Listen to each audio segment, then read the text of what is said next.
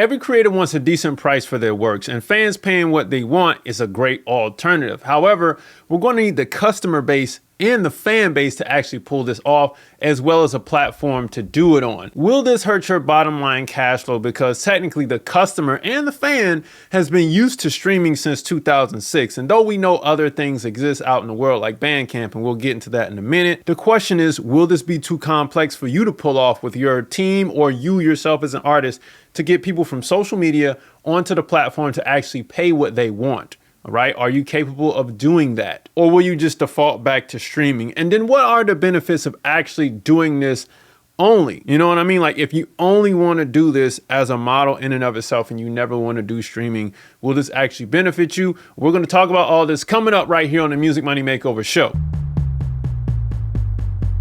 Hey everybody, welcome back to the Music Money Makeover show. My name is Casey Graham, and even though this is kind of an old school method of selling your music digitally, is it really the wave of the future? Let's hop in. Fans, supporters, and an engaged audience is what we're going to need to really pull this off. So for starters, you're going to need fans who want to support you. That's the only way that this is getting ready to work. So allowing fans to pay what they want before they know you is a tough sale. This is what was so hard about slanging CDs. People needed to see a show or some proof that the talent was there and the product was worth the buy. Now this takes effort. It does, an effort that many artists aren't used to when first starting because they didn't grow up in the physical era, especially a lot of you all who are watching me now or who are just getting going. However, I won't let that limit us from generating some cash. So back in the day, and even still now for those who are slanging CDs, cassettes, and vinyl, you know that if you're doing it at a show, you're going to have much more sales when the show is actually great. When this is the only place that you can get it, or you have to get it on a website or something, it's at an exclusive place, right? You're going to buy it there. But it only came with the proof of the great show and the fact that you bought a ticket to be there in the first place.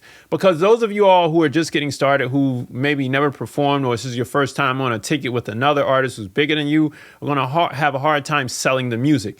And it goes the same way on social media. If I am not engaged with you, if I'm not following you on a journey, then using this method of proud to pay is going to be very difficult for you. All right. So pay what you want, proud to pay, and name your price. This is what the artist wants, and they aren't demanding it. They're building it, especially with a lot of budding artists right now. The problem that this is solving is the ability to meet your bottom line revenue for the album while allowing the customer to pay as much as they want. Many people are trying this method, but they aren't thinking it through, meaning they're not moving the customer from social media to the purchase page. You get what I mean? We need a platform that will allow you to stream it later and not download it only. And I'll explain this in a bit. Doing it this way drops the ball in the customer experience because the market is programmed to stream. Check this out. So we need a platform. I'm going to talk about this one. I'm going to talk about another one in a minute. Even.biz. This is what I feel iTunes and Spotify should have been all along. Even.biz is essentially an online digital record collection.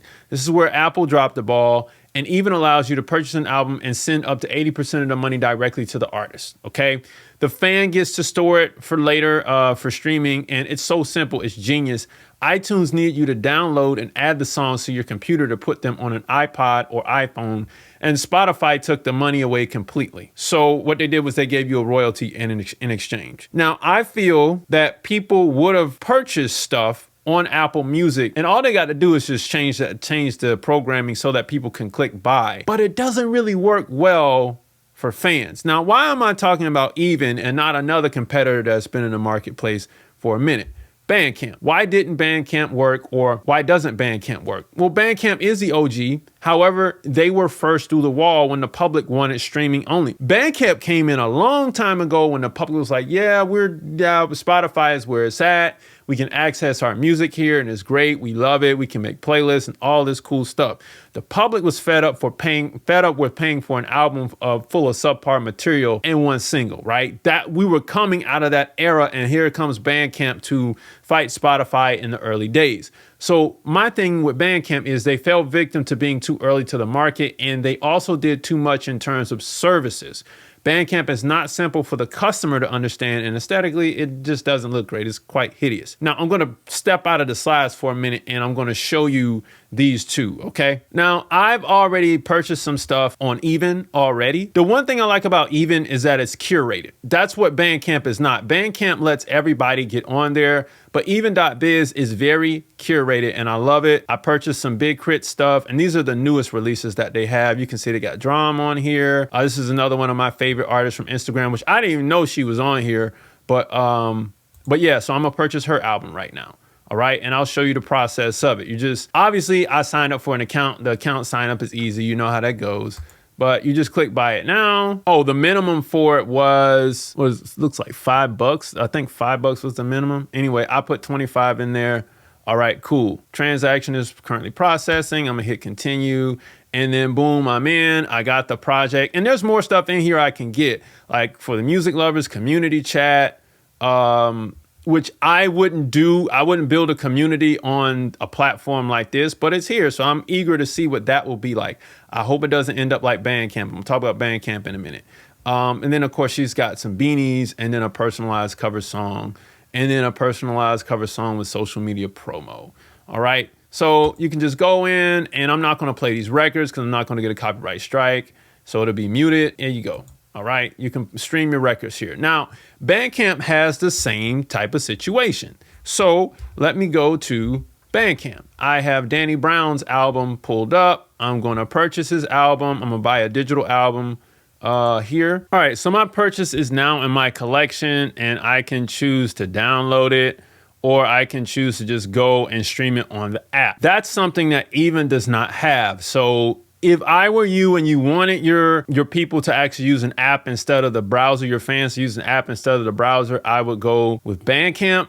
But I gotta say, Bandcamp has a branding issue thing, I feel. They've brought in a lot of people, but when you go to Bandcamp, you end up seeing a bunch of stuff here, right? So it's on you to do the marketing to not send people here. And I don't know, and correct me if I'm wrong, y'all can put it down in the comment sections. I don't go to Bandcamp to find out about new music. It's for really niche down areas of people who really, really love music to come here and listen and grab, you know, fresh music and whatever like that. I ain't doing that. You know what I'm saying? So it is what it is. All right, now I recently purchased an album from D1 and I went through the process of ordering the album and naming my price and all this. This is directly on his website. The only thing about those of you all who want to do this directly on your website is that all you're going to do is send the customer a zip, which means they got to download it, which means they got to put it in their iTunes if they're still using that, or their Apple Music rather, if they're still using that, and then get it on their phone, or if they have an Android, put it in their music player so they can play it there. I don't like this process, right?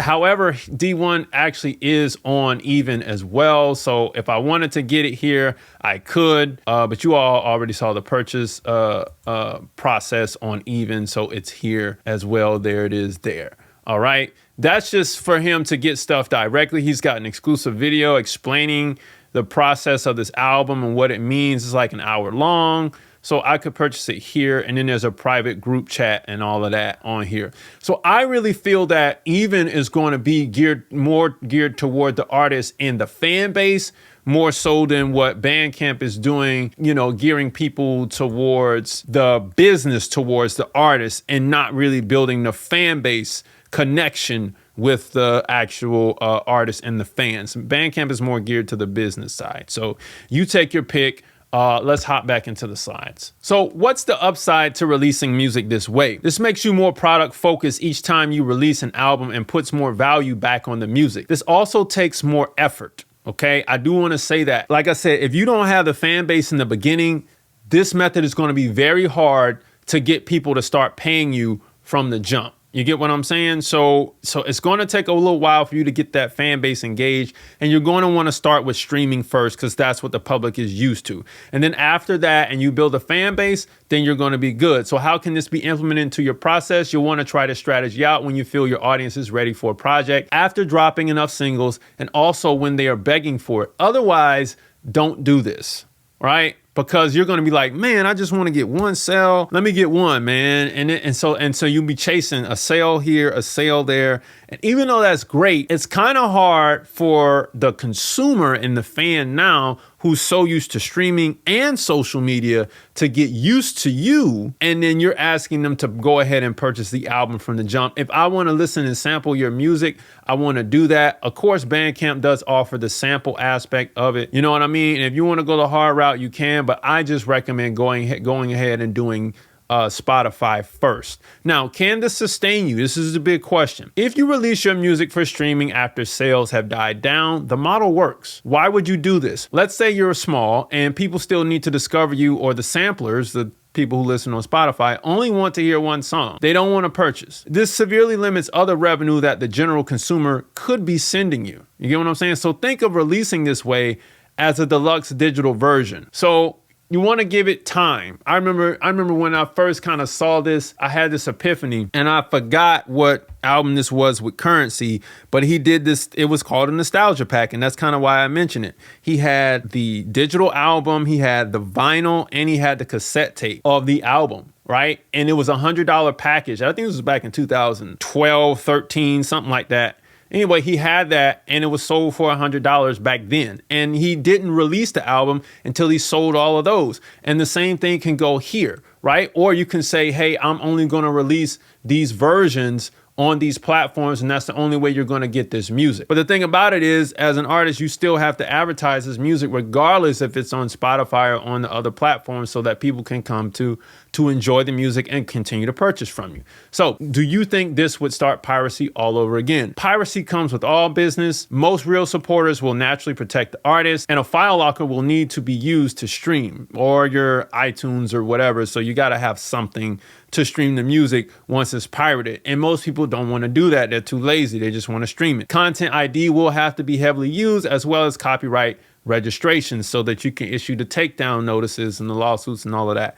So that's just a way you can protect yourself doing this, because I know that there are people who just want to get on here, purchase the songs, rip the songs, and then deliver it to the public like they're Robin Hood. But we got to deal with that anyway. I understand that you're trying to make money as an artist, but most fans won't do that if they're going to purchase from you. Now, you recently mentioned TikTok has this potential. Yes, they have the potential. However, if Even.biz can create a wonderful music-centric space for real fans, and let's say they add a fan club element, like we just talked about, that will take the cake. But however, TikTok music can pull this off within the next 6 to 9 months. So essentially, you can see that this has tremendous upside and you're going to make a lot of money, but all this cash flow doesn't need to come directly to your pocket. It needs to be dropped inside of a business with all the intellectual property that you're making. So if you're an artist, a producer, a songwriter, or a new music exec who wants to build a record or publishing company in 60 days or less without searching all over the internet for all the how-tos and the missing pieces and broken links that are all around, I built this 60-day record label course just for you to get it done in that time frame. And what we're going to do is we're going to build a robust company, an LLC foundation, to handle all this stuff that you're getting ready to put out there on the internet. All right. And this will allow you to play the game via contract as well, because you'll know what you're up against. Even if you don't sign to a label, we still got to know how to play the game via contract, because that is the matrix of the game. And then if you want to collect your international and domestic record and publishing royalties without the middleman collecting 15% of that cash, I got you covered. I'm going to show you how to do it all in this course right here. And if you fall through the process, or you trip and fall through the course, I got you on a phone call, but you shouldn't. This stuff is really no fluff and all of that. All right. Anyway, if this is your first time watching the channel, please grab the free stuff below, 10 major steps to increase your record label's profits. All right. But implementing this method will allow you to recoup your budgets faster. I just want to say that, which will allow you to power your career. And that's why most of these artists are doing this. Okay. So you can ultimately build a system that is truly independent of the majors. Now, if you continue to use the streaming model, which I'm not knocking it, I'm just saying, if you only want to use that, and you'll find your way back to this method somehow through selling merch, and you'll have to wait until the next album to utilize this method. The only way you'd be able to get around it, let's say on a pre-release album, would be to really package that in, and Even.biz wouldn't be the best way to do it, because you would need to give exclusive stuff like images and videos. You have to repackage it with a lot of stuff. You get what I'm saying? So maybe Even would be a way to do it. Maybe Bandcamp would be a way to do it. I'm just the messenger, and I'm showcasing these methods to actually help you get some more cash for your music. All right, music money makers. So if you was wondering if, yeah, maybe should I go that Even route or the Bandcamp route, or just figure out a way to do it on my own website to get this music to the fans? I mean, at least you kind of have a little bit more insight onto how this will work for you. Hopefully it does work for you. And for those that do have the fan base, I'm going to say this is a must for you to do. It's a way for you to generate revenue really, really fast from the actual fan base who wants to give it to you. Right, music money makers? If you make music, you should always make money. Log on to musicmoneymakeover.com, jump into the 60-day record label course right beneath this video, download the free stuff below, book a call on musicmoneymakeover.com, and I'll see you next time. Peace.